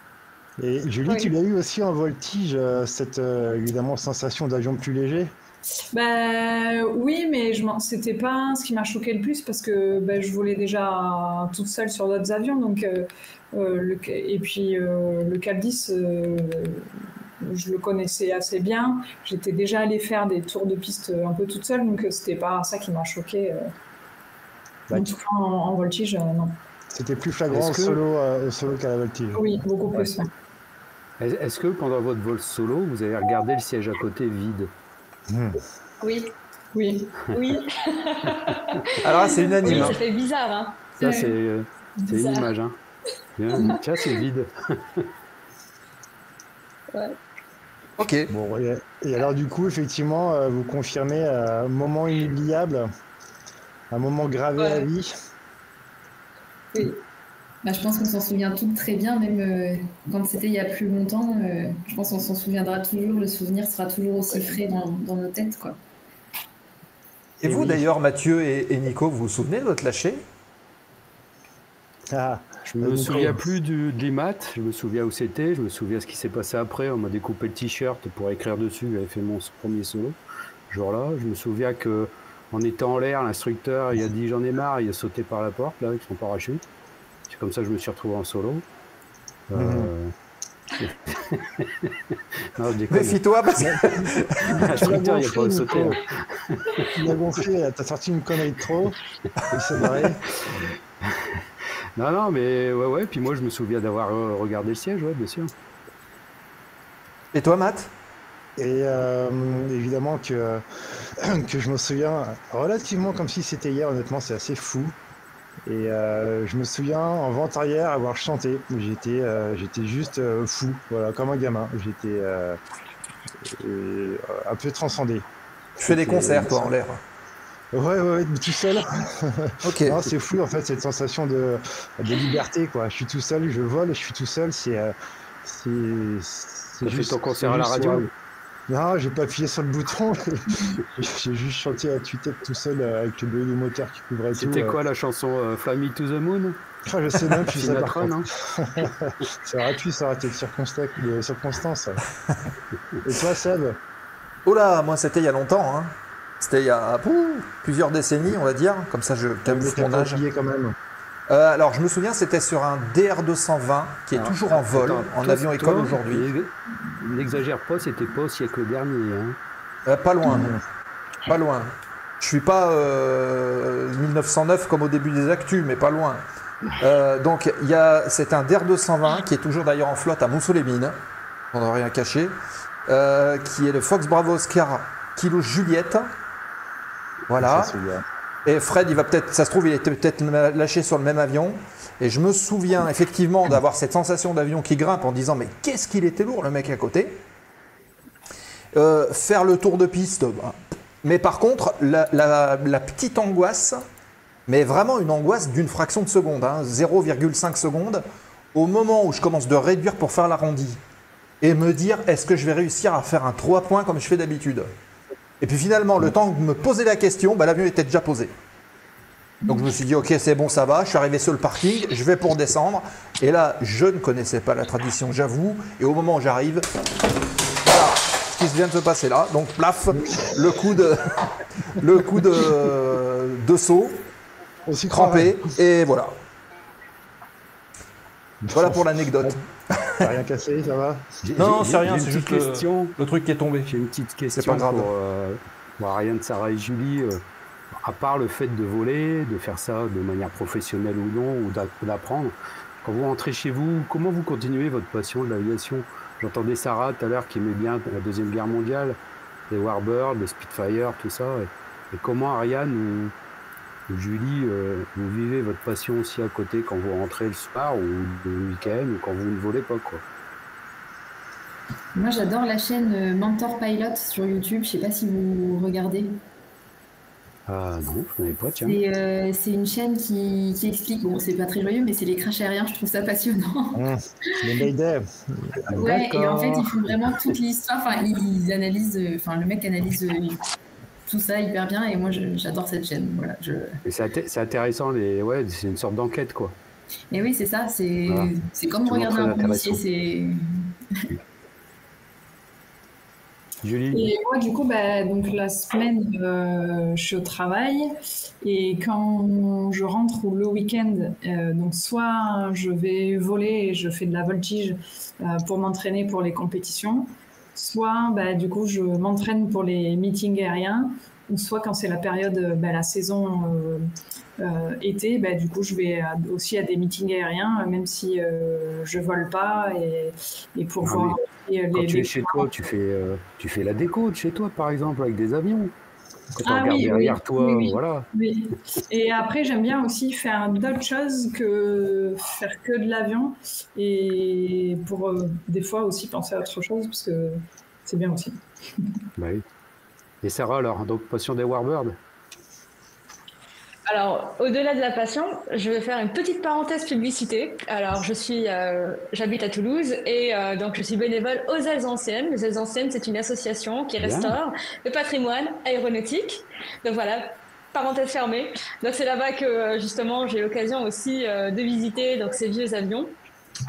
Mais oui, si je dois parler un peu du rythme, de comment je fais pour vivre de ma passion actuellement, durant la semaine, je vole environ 1 à 2 fois par semaine, comme je peux, parce que mon instructeur n'est disponible que durant la semaine, en fin d'après-midi. Et puis le week-end, je le laisse plutôt pour faire de la déco. Non, je rigole. C'est plus pour réviser mes cours de vol ou sinon pour m'occuper des responsabilités qu'on a tous. Hein. Voilà. C'est vrai qu'ils ont des beaux avions là aux Ailes Anciennes. Il y a le Breguet 14 là-bas, non? Absolument. Il y a le Breguet. Non, il y a quand même de très très beaux avions et tout à fait, oui. Malheureusement, qui n'est pas dans un très bon état actuellement, mais voilà, les bénévoles font ce qu'ils peuvent justement pour continuer à les restaurer. Et donc durant l'année, en fait, on fait 3 à 4 fois des journées qu'on appelle ouverture cockpit. Donc en fait, on ouvre les cockpits pour les visiteurs, pour qu'ils puissent vraiment rentrer à l'intérieur de l'avion. Et on a nos guides bénévoles qui arrivent, qui justement racontent l'histoire des avions et voilà, qui fait le tour. Et aussi, on a, en fonction donc de la journée, on a aussi différents types de stands. Donc par exemple, la dernière fois, c'était le S10 de Toulouse qui était présent, le S10 qui intervient dans l'aéroport. La fois d'avant, c'était l'armée de l'air. Et puis, voilà, à chaque fois, c'est très différent. On essaye de varier. Mais c'est des journées qui sont très intéressantes d'un point de vue d'apprendre un peu plus sur le monde aéronautique. Ah, il y a le baron. Ouais, il y a le baron qui passe. Ils sont en train encore de voler. Il est en train de passer. Et moi j'ai une question aussi pour toutes les trois, relatif au solo, du coup au lâcher de navigation, qui donc vient normalement après le lâcher tour de piste. Et est-ce que c'était aussi intense? Est-ce que vous avez des anecdotes un peu ou des choses que vous avez gardées bien en tête sur justement des solos que vous avez fait, des navigations solo que vous avez fait? Dans l'ordre que vous voulez. Sarah, en haut à gauche. Oui, alors je préfère laisser Ariane et Julie en parler parce qu'actuellement je travaille sur les naves justement pour faire la nave solo. Pour le moment ça se passe plutôt bien. Oui, je ne l'ai pas encore fait parce que donc le premier lâcher solo je l'avais fait en février. Ensuite j'avais fait d'autres lâchers mais c'était vraiment que tour de piste. Et puis mois de mars je me suis fait opérer donc j'ai revolé par la suite et puis juin, juillet, août j'ai quasiment pas volé. Et puis après, là, fin septembre, j'ai repris. Donc là, je suis à fond sur les naves pour préparer mon futur nave solo. Ok, pour bientôt donc. Oui. Du coup, Ariane? Moi, sur le lâcher nave solo, je me souviens que ça a duré, ça a traîné un petit peu. J'avais changé plusieurs fois il y avait une rotation avec les instructeurs et du coup, j'étais avec un instructeur qui était restreint. Donc en fait, c'est un autre instructeur avec qui j'ai dû faire un vol pour qu'il puisse me lâcher pour ma nave solo. Et j'ai pas de souvenir sur une nave en particulier, mais je me souviens qu'en fait, c'est des petits trucs. À l'époque, ça semblait être un peu des montagnes, entre guillemets. Je sais pas, une météo qui se dégradait un tout petit peu, je me dis ouh là là là là, ça peut être chaud. Ou je me souviens une fois, j'arrivais à Amiens en tour de piste, je fais ma reconnaissance. Et je veux prendre la piste, je sais plus c'était quoi, une 12-30 il me semble. Je veux prendre la piste dans un sens, donc je dis je vais m'intégrer en début de vente arrière pour la 12 par exemple. Et là quelqu'un juste après moi qui dit je vais m'intégrer en début de vente arrière pour la 30. Et là moi je me dis mais comment ça? Mais comment ça pour la 30? Qu'est-ce qu'il fout? Enfin voilà, c'est des petits trucs où... Bon après je me suis dit que c'était mieux d'aller dans le bon sens du tour, de tourner dans le même sens du coup. Il était dans le bon sens. Le vent n'était pas franc, j'ai suivi. J'ai dit ok, je prends dans le même sens. Une préférentielle, non? Je sais plus. Tu te poses trop de questions, Nico. Ouais, je sais plus si c'est préférentiel ou pas. Il y a cette question de Céleste qui dit est-ce que vous avez déjà vécu, chacune d'entre vous, un truc inattendu pendant un vol? Le genre de surprise qui fait battre le cœur plus vite. C'était ma question, est-ce que vous avez déjà eu peur ou une grosse inquiétude, quelque chose comme ça? Oui. Alors, oui. C'était pas durant mon solo, mais c'est vrai qu'une fois, je me suis alignée, je me préparais à décoller. Et là, donc je mets les gaz, j'y vais. Et là, il y a un lièvre qui traverse la piste. Mais j'étais juste à côté. Et pour le coup, ça m'a surpris et je voulais pas blesser la bête. Donc, heureusement, j'ai réussi à faire mon décollage, personne n'est mort. Donc oui, pour le coup, ça, c'était un peu stressant.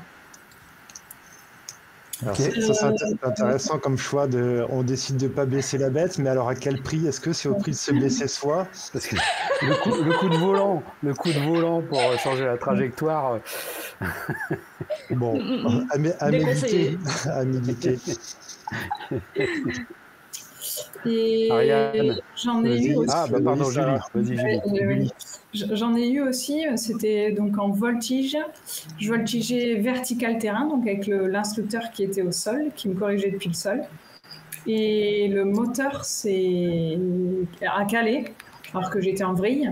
C'est quelque chose qui est connu quand même de caler en vrille. Donc du coup, j'ai vu l'hélice qui s'est arrêtée. J'ai compris pourquoi les pilotes commençaient à transpirer à ce moment-là. Et j'ai continué du coup ma vrille. Et je me suis rappelé que tous les instructeurs m'avaient dit si tu cales en vrille, il n'y a pas d'inquiétude à avoir puisqu'il redémarrera une fois que tu feras la ressource. Et donc je me suis dit je fais la ressource et s'il démarre pas, il va falloir que je prenne une décision. Et comme prévu, en faisant la ressource, le moteur est reparti. Et là, je l'ai dit à l'instructeur en lui disant mais est-ce que tu m'as vu, le moteur vient de caler. Et il l'avait même pas vu et donc et puis j'ai continué. J'ai eu ce petit moment de stress, mais j'ai continué. De toute façon, j'étais vertical terrain, donc je me suis dit s'il faut, je me poserai. L'instructeur est au sol. Il a la radio, donc il pourra m'aider s'il y a besoin. Donc il y a quand même un coup de stress, mais c'est passé. Est-ce que tu as eu la sensation que les secondes étaient multipliées par 10 à ce moment-là? Oui, c'est la vrille qui a duré le plus longtemps possible. J'ai vraiment vu l'hélice calée, fixe. alors qu'on la voit à peine normalement. Là, je la voyais et je me dis, mais vraiment, elle est vraiment calée là. Elle bouge pas du tout, quoi. Et tu as eu le réflexe de commencer à chercher un champ en disant si jamais? Mais j'étais vraiment verticale, Ah ouais, donc j'avais aucune question à me poser pour le coup. J'étais verticale, j'étais haut, donc j'avais ce côté-là qui me disait c'est bon, t'inquiète pas, t'es vertical, t'es haut, et il y a un instructeur qui est au sol. Ok. Ariane, une petite peur en vol ou quelque chose, ou avant ou... Il y en a plusieurs, hein. Non. Je pense, j'avais fait un projet un peu de Tour de France avec une amie qui était, elle, pas pilote. Et du coup, donc, c'était moi la pilote la plus expérimentée et la seule à bord, ce qui était un peu une première pour une grande navigation pour moi, comme ça, sur des terrains inconnus. Et on devait aller à Annecy, de Péronne, on devait aller à Annecy. Et on avait vu que la météo, il y avait un petit truc un peu pas terrible à passer, mais ça devait passer. Bon, je vous laisse deviner, ça passait pas. Je commence à descendre. Donc on suit, en fait, je choisis un trajet où je vais finalement de terrain en terrain pour me dire, bon, si ça va plus, je me pose sur le terrain. Et ça passait plus. Du coup, je me suis déroutée à Château-Thierry. C'était mon premier vrai déroutement à cause météo où il fallait prendre une décision assez rapidement. Donc le contrôleur hyper sympa, il nous a accompagnés. Je dis finalement on déroute, on a fini à Château-Thierry.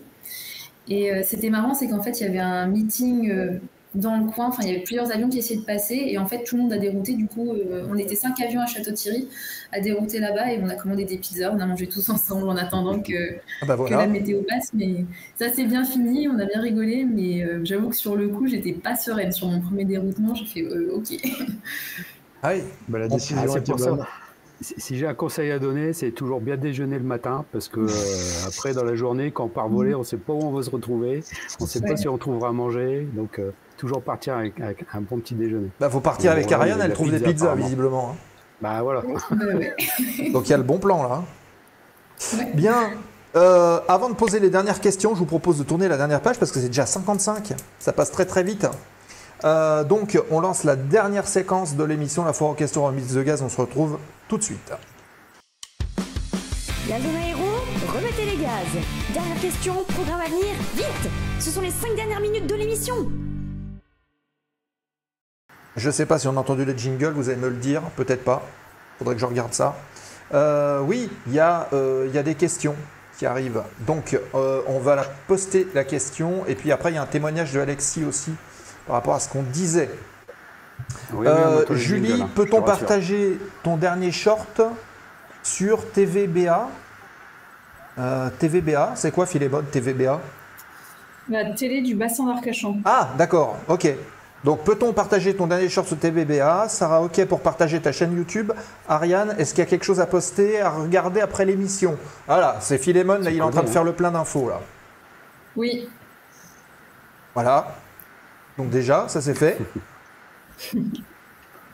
Moi, on peut regarder, je sais pas ce qui est attendu, donc on peut discuter, oui. Oui. Toi, c'est quoi, Ariane? C'est Instagram? Oui, sur Instagram, ouais. Ok. Donc Instagram. Pareil pour moi, ce serait plutôt Instagram pour moi aussi. Sur YouTube, j'ai que 2 vidéos, une où je joue de la guitare et une autre où je vole. Donc pour l'instant, voilà, je vais pas poster plus sur YouTube. Je préfère mettre mon énergie d'abord dans l'obtention de mon PPL. Donc l'objectif après, c'est de faire une vidéo de guitare en vol. Non. Pourquoi pas? Je vais le noter, je vais le mettre dans un coin de ma tête. Oui, alors on mettra tout ça, on essaiera de mettre les liens dans le Discord de la zone aéro, bien sûr. Allez, juste avant de nous quitter, et on reparlera une dernière fois ensemble, les filles, si vous le voulez bien, je vais juste projeter justement le programme, puisqu'on va parler de la semaine prochaine.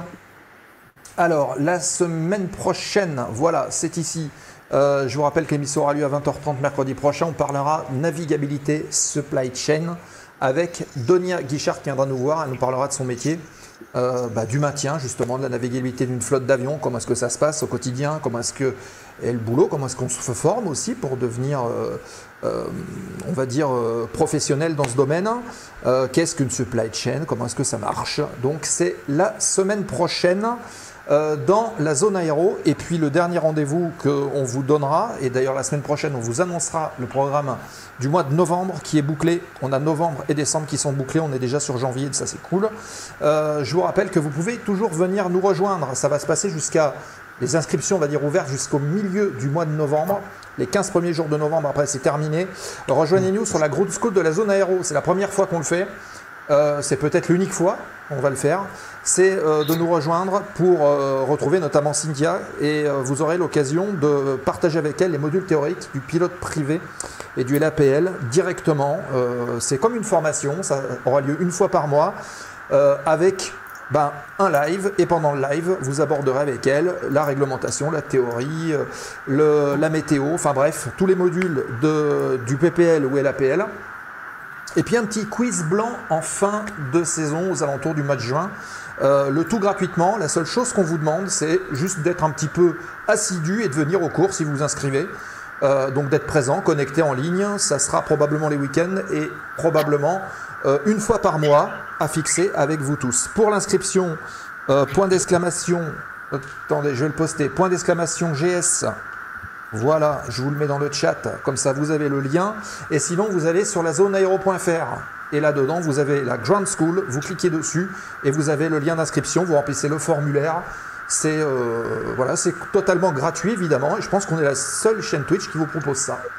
Donc, profitez-en. Moi, j'aurais bien voulu, à l'époque, qu'on aborde ces modules-là. C'était pas le cas, donc on a l'occasion de le faire. En plus, avec Cynthia et sa bonne humeur légendaire. Donc, n'hésitez pas à venir nous rejoindre, nombreux et nombreux. Voilà, eh bien on arrive au terme de cette émission. Moi j'ai une dernière question, les filles. Moi aussi j'ai une question après. Ah ben voilà, c'est demain là, vous arrivez au pied de votre avion et vous rencontrez une petite fille qui est là, qui est en train de regarder. Vous regardez avec émerveillement, qu'est-ce que vous lui dites? Je peux commencer. Moi je lui dis fonce, vas-y, bien sûr que tu peux le faire. C'est à ta portée, il ne faut pas hésiter, c'est fait pour toi. Et quel conseil tu lui donnes aussi? Voilà, qu'est-ce que vous lui dites et quel conseil vous lui donnez? Quel conseil je lui donnerais? Bon, c'est une petite fille, pas vraiment pour une petite fille, mais je dirais il faut être régulier, il faut se fixer des objectifs, des jalons, petite étape par petite étape, mais c'est bien de se donner quand même des deadlines pour avancer et voir où on va, quoi. Ouais, puis déjà lire quelques livres. C'est toujours intéressant. Ok. Sarah ou Julie, comme vous voulez. Julie, vas-y. Eh ben, du coup, j'essaierai de l'installer déjà dans l'avion, qu'elle voit un petit peu les premières sensations, voir si ça lui plaît aussi. Et puis, je pourrais que lui conseiller d'essayer et d'aller voler, de voir si c'est quelque chose qui lui plaît, et si ça lui plaît, d'y aller, et puis d'être vraiment rigoureux, de travailler pour, et que ça finira par payer, et qu'il n'y a pas vraiment de secret. En étant régulier, en travaillant régulièrement, ça fonctionne. En tout cas, que ce soit pour de la voltige ou pour autre chose, c'est comme ça que ça marche le mieux. Ok. Sarah? Oui.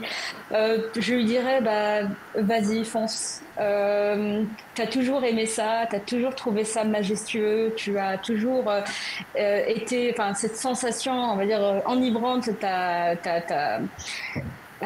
tu l'as gardé pendant des années. Maintenant, le vol solo, ça y est, tu l'as fait, donc tu peux le faire. Et quand t'aimes, tu peux le faire. C'est une bonne conclusion. Ouais.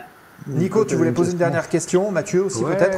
C'est plutôt pour Julie et Ariane, parce que comme Sarah débute, et Julie et Ariane, comme elles ont du bagage derrière, pourquoi pas Spationaute? C'est un peu le chemin de Thomas Pesquet, tout ça, quand même. Alors moi, niveau sport, ça va pas le faire. Je pense que c'est pas possible. Un peu d'entraînement, hein, c'est comme le PPL. Hein. Ouais. Moi, déjà, mon objectif là, des prochaines années, c'est du coup de faire donc, du monoplace et donc de rentrer en équipe de France pour un jour du coup faire les championnats d'Europe et du monde. Et du coup, c'est ce qu'on disait tout à l'heure, il y allait pas petit à petit, petit à petit. Donc, ça sera déjà une grande chose si j'y arrive. Donc, voilà. Donc, mon objectif. Alors, je vais formuler ma question autrement. Si on vient vous voir et on vous demande, est-ce que vous voulez faire partie d'une équipe pour devenir spationaute? Vous dites quoi? Pourquoi pas? Moi, oui. Moi, je suis OK. Voilà. Oui. Bon, vous allez recevoir un coup de fil prochainement. Ne soyez pas surpris. On avait juste besoin de savoir. Ariane, elle n'a pas l'air très motivée.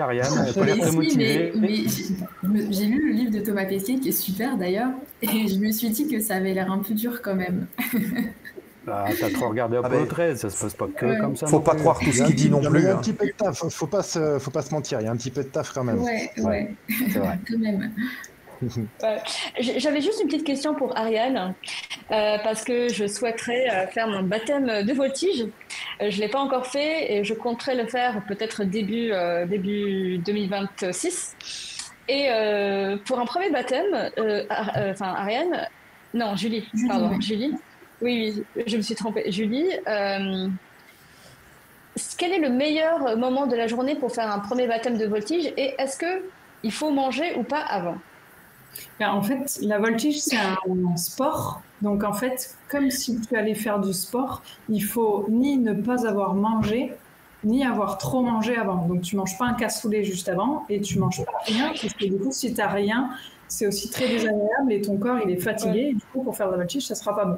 Donc, l'idéal, c'est tu manges et 2 à 3 heures après, tu vas faire ton vol, comme si tu allais faire du sport. Ouais. Et ça sera le meilleur moment de la journée. Après, tout le monde réagit différemment, c'est-à-dire qu'il y en a qui sont sensibles et qui sont nauséeux et qui ont le mal de l'air, d'autres non. En fait, il y a 30% de la population qui a ce problème-là, on va dire. Donc, si en général, si tu n'es pas malade déjà au sol, en voiture, tu ne seras pas malade dans l'air et tu ne seras pas malade en voltige. Et donc, du coup, tu vas que profiter et ça serait une première sensation qui est assez incroyable. Les gens que j'amène voltiger, ils me disent qu'ils n'ont jamais eu ces sensations-là autrement qu'en faisant de la voltige, quoi. D'accord. Il faut aussi éviter de mettre une cravate parce que quand tu as l'envers, une cravate, faut éviter d'avoir un col qui est trop serré. Faut pas y aller en short parce que y a un risque que l'avion prenne feu, donc faut pas y aller en short ni en fine bretelle. Faut pas avoir des bijoux qui traînent parce que ça peut tomber. Voilà, ça peut tomber. Avoir les cheveux attachés, tout qui est attaché, quoi. Puis souvent on demande aux passagers de mettre leurs mains sur soi comme ça pour pas que en fait c'est la première fois que tu te retrouves sur le dos, tu as tes bras qui volent et en fait tu sais pas quoi en faire et tu te retrouves un peu bête, alors que si le passager il a ces mains là, il se pose plus la question et du coup il est pas là à venir chercher le manche et à t'embêter, donc, D'accord. Et un baptême de voltige, ça dure à peu près combien de temps? La première fois, c'est assez court parce que l'instructeur qui est à côté de toi, il ne sait pas comment tu vas réagir, il ne sait pas si tu vas être malade ou pas. Donc souvent, c'est entre 20, 25, 30 minutes maximum. D'accord. Je voyais à peu près la même durée, donc ok. Mais ça dépend vraiment de toi, comment tu te sens et comment l'instructeur te sent aussi. Lui, il veut pas nettoyer l'avion, hein, c'est ça? Non, puis c'est pas très agréable de devoir rentrer l'avion avec quelqu'un qui a vomi à côté non plus. Non, c'est sûr. Il ne faut pas dégoûter l'élève non plus en plus. Après, on doit revenir. Il y a un monsieur qui s'appelle Nicolas Ivanov, que vous devez connaître, qui m'avait dit, moi, quand je m'arrête 3 mois et que je reprends les vols, sur les 2 premiers, je suis pas bien. Donc si ça lui arrive à lui, on sait qu'on s'habitue. Hein. Oui, le début de saison, il est souvent compliqué. Parce que si on n'a pas volé pendant quelques temps, on est nauséeux. Et alors, moi, c'est mon cas. Moi, je fais justement partie des 30% là dont je te parlais. Donc, tu vois, si jamais c'est ton cas, en fait, ça se soigne à force de faire des vols. Moi, maintenant, ça m'a passé, mais j'ai fait beaucoup de vols. Et à chaque fois, par contre, si j'ai pas fait voler depuis quelques temps, du coup, j'ai ce que disait Nicolas, c'est que je me sens nauséeuse. Et c'est pour ça aussi qu'on voltige sous forme de stage pour progresser le plus rapidement possible et pour pas avoir ces désagréments. Et aussi, physiquement, c'est dur, donc il faut voler souvent. Ok. Bon voilà, je pense qu'on a fait à peu près le tour. Très bien. Hein, ouais, moi je voulais vous remercier déjà d'avoir accepté de venir témoigner. Je trouve ça super vos témoignages. Je pense que vous êtes ambassadrice du métier de pilote, de femme pilote. Et moi j'espère qu'une chose, c'est que ça a ce soir peut-être créé des vocations, ou en tout cas ouvert des esprits. Et voilà, je voulais vous en remercier, vous en féliciter. Bravo. Ça sera mon mot de la fin. Merci pour l'invitation. Merci pour l'organisation. Merci beaucoup. Merci à vous. Écoutez, au plaisir de nous recroiser au fil des saisons, du temps, sur un aérodrome ou sur un autre. Hein, sait-on jamais. Nico, Mathieu, merci beaucoup pour votre participation ce soir. Merci les filles. Dans quelques instants, restez avec nous le temps du générique. J'espère qu'il y aura de la musique sur le générique. Et vous restez, puisqu'on va raider une chaîne. Donc je ne sais pas encore chez qui, je vais voir pendant le générique. Mais vous restez et vous faites comme d'habitude avec Julot. Vous prenez des copier-coller, des petits émotes et vous envoyez ça sur la chaîne chez qui on arrive. Donc n'hésitez pas à le faire. Je vous rappelle que l'émission sera disponible dans 15 jours. Sur YouTube. D'ici là, vous pouvez aller voir les replays qui existent. Rejoignez-nous sur tous les réseaux sociaux qui existent, qui sont gérés de main de maître par notre modération. On a tous ceux que vous connaissez, LinkedIn, Facebook, Instagram, TikTok et compagnie, avec tout le programme. D'ailleurs, les programmes sont principalement diffusés sur les réseaux sociaux, les podcasts sur toutes les bonnes plateformes pour la zone aéro en audio pour votre voiture, la boutique pour tous les goodies. De quoi ? Et même sur les pages jaunes. Et même sur les pages jaunes, ouais, c'est ça. Putin Fire, pas de souci. Si tu prends un petit sub maintenant, là, sur la zone aéro, tu auras le replay dans 5 minutes. Donc tu pourras la revoir, cette émission. Le Discord, évidemment, qui reste ouvert. Point d'exclamation Discord dans le chat. Si vous souhaitez avoir le lien, vous nous rejoignez. On continue d'échanger sur le serveur Discord, poster des vidéos, etc. pendant toute la semaine. Et puis enfin... Patreon, si vous voulez devenir les patrons de la zone aéro, vous pouvez le faire avec des contenus privés exclusifs et tout ce qu'on vous propose, bientôt des vols d'ailleurs, on en reparlera dans cette émission. Merci Philémon pour le lien, voilà, vous avez le Discord qui s'affiche dans le chat. Mesdemoiselles, merci encore à vous, très très bonne soirée, très bon vol, soyez prudentes et puis les amis, rendez-vous la semaine prochaine dans la zone aéro. Passez une bonne semaine. Bonne soirée. On reste tous ensemble. Vous connectez encore 3-4 minutes, les filles, le temps qu'on débriefe tous ensemble. Après le générique. Allez, c'est parti. Oui. Bonne soirée. Ciao. À toutes. La zone aéro, l'émission. La zone aéro ferme les portes du hangar. Merci de votre fidélité et de votre soutien. Et restez avec nous le temps du raid en envoyant les emotes en arrivant. On compte sur vous. Fly safe.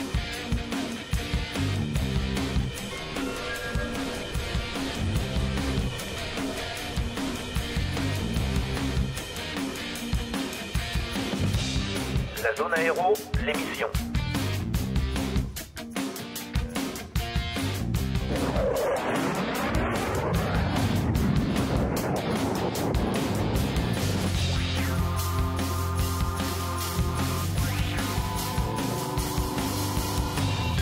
La zone aéro, l'émission.